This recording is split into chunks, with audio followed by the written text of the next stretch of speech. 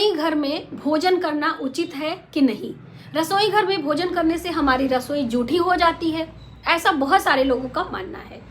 अब रसोई घर में जो हम भोजन पकाते हैं, क्या हमें हर दिन अपने देवी देवताओं को भोजन का भोग लगाना चाहिए? ये सही है या गलत है? आप में से बहुत सारी बहनों का प्रश्न आया है, क्योंकि जो हमारी नई नई बहनें हैं, जो छोटी बहनें हैं, उनके विवाह हुआ है और वो अपने पति के साथ घर से दूर रह रही हैं, तो उनके मन में बहुत सारी कंफ्यूजन रहती है कि हम क्या करें क्या ना करें। क्योंकि देखिए, उन्हें संयुक्त परिवार में रहने का मौका ही नहीं मिलता है।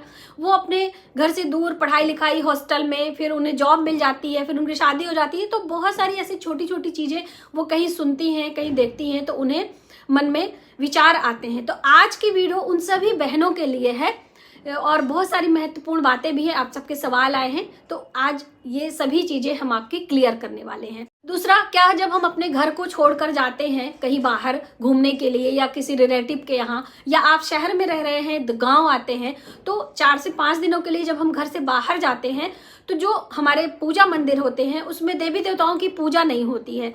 तो क्या वो उचित है? ऐसा करना ठीक है कि घर पे हमेशा कोई ना कोई रहना चाहिए? इस तरह के भी बहुत सारे सवाल हैं कि पहले झाड़ू लगाएं या फिर हम पहले पूजा करें, क्या करें। बहुत सारे लोगों के यहाँ हेल्पर होती हैं जो कि देर में आती हैं, तो ऐसे में क्या करना चाहिए? तो चलिए देर न करते हुए वीडियो की शुरुआत करते हैं। नमस्कार, वेलकम टू माय चैनल। मैं हूँ मनीषा। घर गृहस्थी पूजा पाठ से संबंधित बहुत सारी बातें आज की इस वीडियो में हम आपके साथ शेयर करेंगे। दोस्तों, इन छोटी छोटी बातों का यदि हम ध्यान रखते हैं तो निश्चित ही आपके घर में समृद्धि और सकारात्मक ऊर्जा का वास होता है। सबसे पहला सवाल था कि हमें अपने रसोई घर में भोजन करना चाहिए या नहीं। तो देखिए दोस्तों, आप थोड़ा पीछे जाइए। पहले ये प्रथा ही थी कि हम अपनी रसोई घर में ही बैठकर भोजन करें। अब ऐसा नहीं है कि आप अपने गैस स्टोव के पास में या गैस चूल्हे के पास में खड़े होकर भोजन करें। आराम से आसन लेकर चौकी पर अपने भोजन को रखकर ईश्वर का ध्यान करते हुए हमें अपने भोजन को ग्रहण करना चाहिए। और रसोई घर में जो जातक नित्य प्रतिदिन अपनी रसोई घर में बैठकर भोजन करता है, उसका राहु, केतु, शनि, बहुत सारे ऐसे ग्रह होते हैं जो कि बैलेंस होते हैं। रसोई में भोजन करना बहुत शुभ बताया जाता है। तो आप यदि अपनी रसोई में भोजन करना चाहते हैं तो बिल्कुल कर सकते हैं। स्पेशली हफ्ते में एक दिन ऐसा रखें जो कि पूरा परिवार मिलकर रसोई में भोजन करें, ठीक है। और दूसरा सवाल था रसोई से ही संबंधित कि क्या हम अपनी रसोई का बना भोजन अपने पूजा मंदिर में, अपने जो हमारे इष्ट देव हैं, चाहे ठाकुर जी हों, चाहे लड्डू गोपाल हों, क्या हम भोजन का भोग लगा सकते हैं कि नहीं, या नित्य प्रतिदिन हम क्या करें? तो देखिए, भोजन का भोग लगाने के लिए बहुत ज़्यादा शुद्धता और शुचिता की आवश्यकता होती है। शुचिता मतलब समझते हैं ना? शुद्ध तो वो हो गया कि आपकी चीज़ें जूठी नहीं होनी चाहिए, सभी चीज़ें बराबर से धुली हुई हैं, आप में लहसुन प्याज का इस्तेमाल ना हो, मांस मदिरा का इस्तेमाल ना हो, आप शुद्ध नहा कर आए हों। इस तरह से ये नहाना, स्नान करना, धोना, ये शुचिता के अंदर आता है। और सबसे पहला, यानी जब भोजन बन जाता है तो भगवान के जो थाली होती है उसमें रखकर भगवान को भाव से हम भोजन लगाते हैं। बहुत सारे लोगों के यहाँ ठाकुर जी का भोग लगता है, जो शालिग्राम है उनका भोग लगता है, तो वो लोग विधि विधान से लगाते हैं। अब आजकल की जो नई जनरेशन है वो ज़्यादातर लहसुन प्याज का इस्तेमाल करती है। उसी बर्तन में खाना बनाने में लहसुन प्याज का आपने इस्तेमाल किया, तो उसी में कैसे हम भगवान को भोग लगाने के लिए चीज़ें बना सकते हैं? ये गलत है। दूसरा, बहुत सारे लोगों के यहाँ मांस मदिरा का इस्तेमाल होता है, तो ऐसे भी घर में भोजन का भोग नहीं लगाना चाहिए, है ना। बाहर से जूते चप्पल पहन के हम दौड़े चले आ रहे हैं, बच्चे ही चले आ रहे हैं, है ना, तो फिर वो हमारे लिए शुभ परिणाम नहीं देते हैं। तो ऐसे में आप इन बातों में ना पड़े। आप ड्राई फ्रूट्स का भोग, जो सूखे मेवे होते हैं, उन्हें धोकर धूप में सुखा के एक कंटेनर में भर ले, मिश्री के साथ उनका भोग लगा सकती हैं। दूध का, मक्खन का, ये सारी चीज़ें आप बना के लगा सकती हैं। आप मक्खन अपने घर में बना लीजिए, उसका भी भोग आप लगा सकते हैं। फल का भोग लगा सकते हैं, ये आपके लिए अच्छा होगा, ठीक है। तो आप ये कर सकते हो।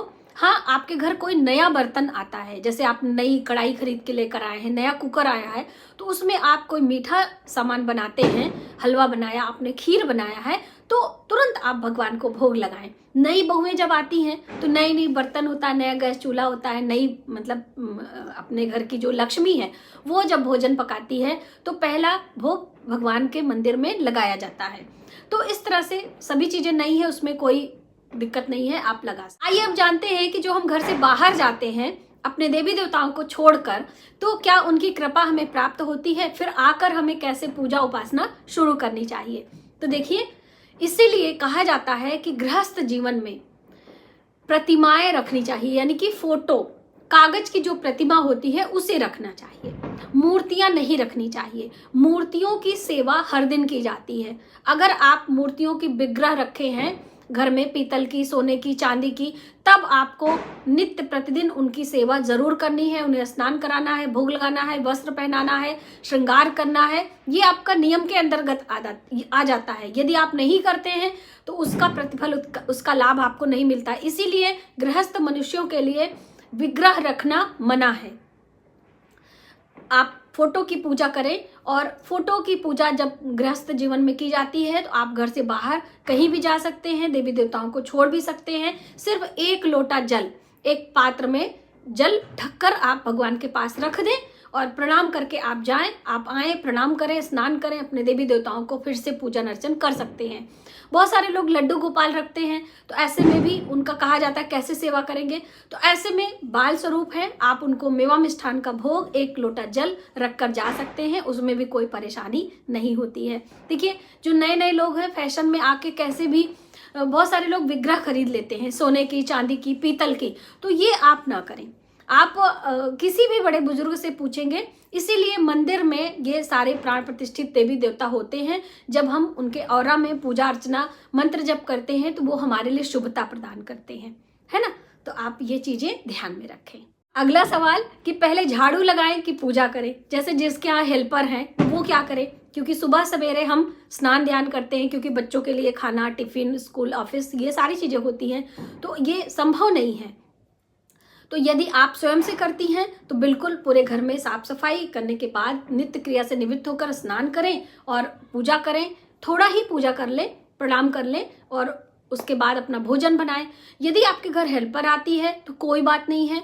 आप मुख्य दरवाजे पर जल छिड़कना चाहती हैं तो मुख्य दरवाजे पर जल छिड़कने का नियम है कि सुबह ब्रह्म मुहूर्त में जब हम जल छिड़कते हैं तो सो के जैसे ही उठते हैं जल का छिड़काव करते हैं। लेकिन इस बात का आप ध्यान रखें, आप पीरियड से ना हो, आप जो है शुद्ध साफ हो, सो के उठने के तुरंत बाद आप कर सकते हैं। यदि आप साफ नहीं है, आप जो है स्नान कर लें, उसके बाद केसर और हल्दी का जल मिलाकर गंगा जल में, उसके बाद आप छिड़काव करें, माता लक्ष्मी को प्रणाम करें, आप दीपक लगाएं, कुछ भी कर सकते हैं। ठीक है, एक वीडियो में मैंने बताया था तो बहुत सारे बहनों को कंफ्यूजन था। और दूसरा, झाड़ू लगाने की बात है तो आप मुख्य द्वार को धो सकते हो, झाड़ू से भी धो सकते हो, पानी से भी धो सकते हो। यदि धोने की व्यवस्था नहीं है तो आप गीले कपड़े से साफ भी कर सकते हो, थोड़ा सा पानी छिड़क के हाथ से इस तरह से कर भी सकते हो, क्योंकि जो लोग फ्लैट में रहते हैं उनको ये सारी परेशानियां आती हैं। और दूसरा, यदि आप पूजा करने से पहले अपनी रसोई में झाड़ू लगा लेते हैं, रसोई में झाड़ू लगाकर फिर आप स्नान करके पूजा पाठ कर लीजिए। फिर आपका जब इच्छा हो दोपहर तक आराम से आप पूरे घर में झाड़ू लगा सकते हैं, क्योंकि बहुत सारी छोटी छोटी परेशानियां, बहुत सारी जिम्मेदारियां भी होती हैं, तो इतना नियम का पालन आप गृहस्थ में नहीं कर पाओगे, है ना। तो आप ये कर सकते हो। और दोस्तों, आपको एक चलते चलते उपाय के तौर पे एक बात बताना चाहेंगे। आपके घर में कोई भी नई चीज आती है, चाहे साग सब्जी, चाहे फल मिठाई, कोई भी नया, पहली बार आप, जैसे कि मूंगफली आपके घर में पहली बार आई, हरी मटर आपके घर में पहली बार आई, सीजन में आम का सीजन आया पहली बार, तो कभी भी आता है तो आप सबसे पहले उसे किसी को देकर तब खाएं। छोटा सा ही टुकड़ा आप पंछियों के लिए निकाल दें, किसी जानवर के लिए निकाल दें, या फिर देवी देवताओं को भोग लगाकर प्रसाद के रूप में आप किसी और को खिलाकर स्वयं खाएं। ये नियम अगर आप अपनाते हैं, और साथ ही अमावस्या तिथि पर एक थाली भोजन, सूखा अनाज जिसे कहते हैं, हमारी आम बोलचाल की भाषा में सीधा कहा जाता है, जिसमें दाल, चावल, कुछ मौसमी सब्जियां, फल, मिठाई, दक्षिणा हर अमावस्या पर यदि आप ये नियम बनाते हैं एक थाली सीधा सूखा भोजन निकालने का, तो भी आपके घर में समृद्धि आती है। आप उसे मंदिर में देकर आएं। बहुत सारे लोग नहीं भी दे पाते हैं, तो ऐसे में कुछ दक्षिणा, कुछ धन, जैसे कि आपने 50 रुपए हर अमावस्या पर निकाल दिया और उसको गुल्लक में डालते जाएं, और जब थोड़ा सा ज़्यादा पैसा हो जाए तो कुछ अनाज, कुछ धन खरीद कर आप मंदिर में, कहीं भंडारे में, कहीं भी आप दान कर सकते हैं। ऐसा कुछ छोटी छोटी बातों का यदि हम नियम बनाकर चलते हैं तो इससे हमारा जो गृहस्थ जीवन होता है बहुत ही सुखमय चलता है, सकारात्मक ऊर्जा का वास होता है, छोटी छोटी बातों पर लड़ाई नहीं होती है, धन की कमी नहीं होती है ना। तो आप इन बातों का ध्यान रखें और अपने गृहस्थ जीवन को सुखमय बनाएं। आज के वीडियो में बस इतना ही। यदि हमारी जानकारी आपको थोड़ी सी भी हेल्पफुल लगे तो प्लीज़ वीडियो को ज़्यादा से ज़्यादा लोगों में शेयर करें और आने वाली वीडियो के लिए सब्सक्राइब करें। मिलते हैं एक नई जानकारी के साथ नए वीडियो में, तब तक आप अपना ख्याल रखें। जय मां।